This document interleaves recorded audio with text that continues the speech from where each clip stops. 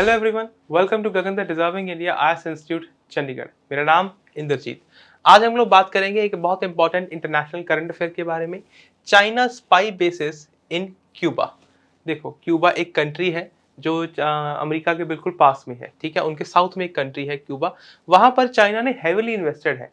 तो चाइना ने वहां पर बहुत से बेसिस डेवलप किए हैं, multiple spy facilities in Cuba, located less than 100 miles from Florida. Florida वहाँ की एक बहुत इंपॉर्टेंट स्टेट है जहाँ पर कैनेडी स्पेस सेंटर और भी बहुत सी मिलिट्री इंस्टॉलेशंस है।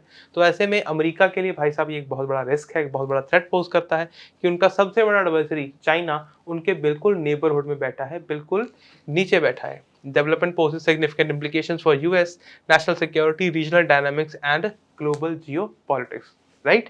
अगर हम बात करें, मैं पे भी दिखाता हूँ, अगर हम थोड़ा सा हिस्टोरिकल कॉन्टेक्स्ट देख लेते हैं इसका।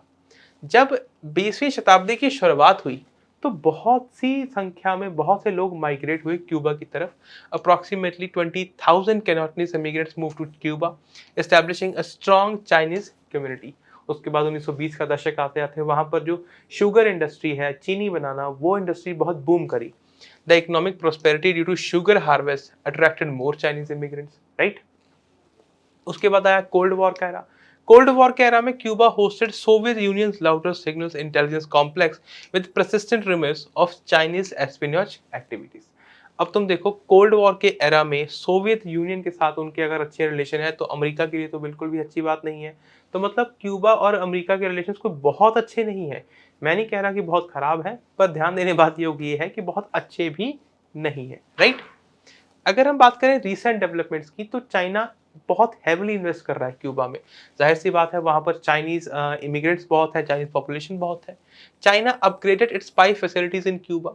2023 में satellite imagery revealed 4 active spy sites capable of electronic surveillance. जाहिर सी बात है, particularly targeting the United states. अब सिर्फ 100 मील का डिफरेंस है, 100 मील का डिस्टेंस है, सॉरी। कहां पर? फ्लोरिडा, जो अमेरिका का एक बहुत इंपॉर्टेंट पार्ट है, वहां पर कैनेडी स्पेस सेंटर है। और क्यूबा में अगर हम बात करें स्ट्रेटेजिक पोजीशन एंड वल्नरेबिलिटी की, क्यूबा's location 100 miles from Florida allows China to monitor sensitive US communication and military activities, right? Florida hosts critical military installations and space launch centers. अब देखो, मैंने बार बार इस बात को रिपीट क्यों कर रहा हूं, मेकिंग इट पर्टिकुलरली वनरेबल। तो जाहिर सी बात है भाई, इससे अमेरिका के लिए खतरा और भी बढ़ जाता है। इस चीज को बेटरली समझते हैं हम मैप से। ये है अमेरिका, अमेरिका का मैप है, और यहाँ पर है फ्लोरिडा। फ्लोरिडा वहाँ की एक स्टेट है जैसे मैंने पहले बताया, और यहाँ पर है John F Kennedy space centre. John F Kennedy उनके पहले एक राष्ट्रपति थे, प्रेसिडेंट थे, तो उनके नाम से ये स्पेस सेंटर है। और ये बहुत इंपॉर्टेंट स्पेस सेंटर है, यहाँ से बहुत से लॉन्चेस होते हैं। नासा यहाँ से लॉन्च करता है, कई बार इंडिया ने भी कुछ सैटेलाइट्स यहाँ से लॉन्च करी है। अब हमारे लिए ध्यान देने योग्य बात ये है कि भाई साहब, ये रहा John F Kennedy space centre, ये फ्लोरिडा, ये मायामी, और ये रहा क्यूबा। तो आप देख ही सकते हो कि कितना की डिस्टेंस है। अगर हवाना में यहाँ पर उनके मतलब चाइना के अगर स्पाई सेंटर्स हैं, तो जाहिर सी बात है कोई बहुत बड़ा डिस्टेंस नहीं है। तो this poses a significant threat to US. अगर आगे बात करें तो कहाँ कहाँ पर है, ये फ्लोरिडा, ये रहा क्यूबा, यहाँ पे सांता क्लारा है, सेंटे डिएगो क्यूबा है, हवाना है।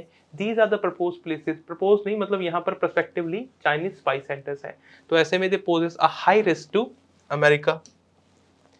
इसके इम्प्लीकेशंस क्या होंगे? जाहिर सी बात है भाई, इलेक्ट्रॉनिक सर्वेलेंस है तो एस्पेनोज है, risk of intercepted communications and compromised military operations. आजकल जो भी कम्युनिकेशन होता है वो रेडियो वेव से होता है, तो ऐसे में उसकी इंटरसेप्शन होना बहुत आसान भी है, और ये एक रिस्क भी क्रिएट करता है। Strategic position, enhance Chinese espionage capabilities due to Cuba's proximity. Proximity है कि मतलब उनके बहुत नजदीक है। जैसे मैंने पहले ही दिखाया, कितना है भाई साहब, 100 मील का डिस्टेंस है, तो जाहिर सी बात है बहुत प्रॉक्सिमेट है। Military vulnerability, threats to vital military and space facilities in Florida. Countermeasures क्या कर सकते हैं? US monitoring and diplomatic pressure to deter further Chinese activities. अब जो ऑलरेडी एस्टेब्लिश्ड है उसको तो आप नहीं रोक सकते, क्यूबा एक अलग कंट्री है। अमेरिका प्रेशर बिल्डअप कर सकता है, रोक थोड़ी सकता है। क्यूबा एक अलग कंट्री, चाइना एक अलग कंट्री, आपस में जो मर्जी करें, राइट। पर आगे देखो, इम्पैक्ट ऑन रीजनल डायनामिक्स, इसके जियोपॉलिटिकल कॉन्फ्लिक्ट्स क्या होंगे? It will certainly चाइना's presence in Cuba allow it to project power and counterbalance US influence in Western Hemisphere. Security concerns, risk होगा एस्पोनेज का, cyber threats, intelligence gathering etcetera. Economic and trade implications क्या होंगी? China's investment in Cuba influences regional economic dynamics. तो America को एक threat होता है। Global implications क्या है? Highlights China's assertiveness and challenge to US dominance. इसके अलावा US China rivalry, it reflects the broader competition for a global influence. Diplomatic response क्या है? It necessitates careful navigation to prevent escalation and maintain stability in the region. ऐसे में international organisations जो हैं, चाहे वो यूनाइटेड नेशंस हो या और भी, वो जाहिर सी बात है they can engage diplomatically, facilitate dialogue with China and Cuba to express concerns and encourage transparency. पर देखो जाहिर सी बात है, ये सिर्फ कहने की बात है। ट्रांसपेरेंसी के लिए इनकरेज किया जा सकता है, पर क्या वो इनकरेज होंगे? ऑब्वियस सी बात है, नहीं। Multilateral pressure, coordinate efforts through United Nations, OAS, regional forums to condemn espionage activities.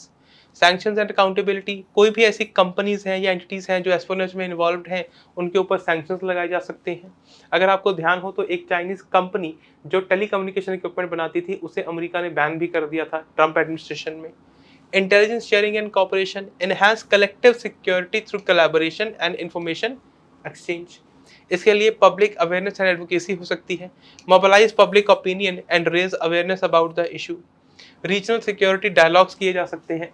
Promote discussion and among neighbours. अगर हम बात करें कंक्लूजन की, the China spy base in Cuba have far reaching implications for US national security and regional stability. America भी कोई ऐसी country नहीं है जो इजीली बैक डाउन कर जाए, और चाइना भी ऐसा कंट्री नहीं है जो इजीली बैक डाउन कर जाए। इनमें रिसेंटली ट्रेड वॉर भी होके हटा है, और चाइना हैविली इन्वेस्ट कर रहा है क्यूबा में, तो वो जाहिर सी बात है अमेरिका के लिए एक सिक्योरिटी थ्रेट तो है ही है।